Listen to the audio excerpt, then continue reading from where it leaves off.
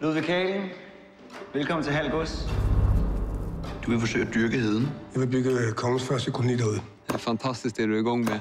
Jeg får redan en känsla av liv her ute. Heden er Guds natur i al sin pragt. Hvorfor kastrere et vildt bæst, der bare gerne vil være frit? Man har Gud netop ikke sat mennesker på jorden for at skabe civilisation. Gud er kaos. Livet er kaos. Nej, krig er kaos. Men vinderen er den, som kan finde ud af at kontrollere kaos. Det er min jord. Det er kongens jord. Jeg arbejder for kongen. Hold op med at tale om kongen, som om du kender ham. Han ved ikke engang, du findes.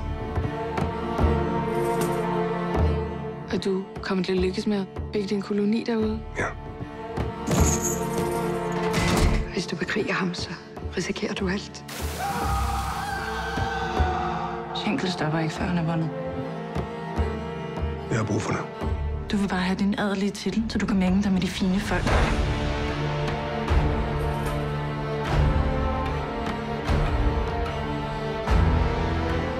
Jeg må væk herfra.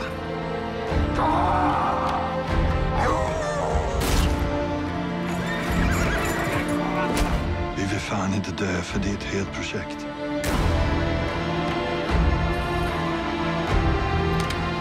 Hold dig væk fra heden. Er det forstået? Kaos, Ludvig.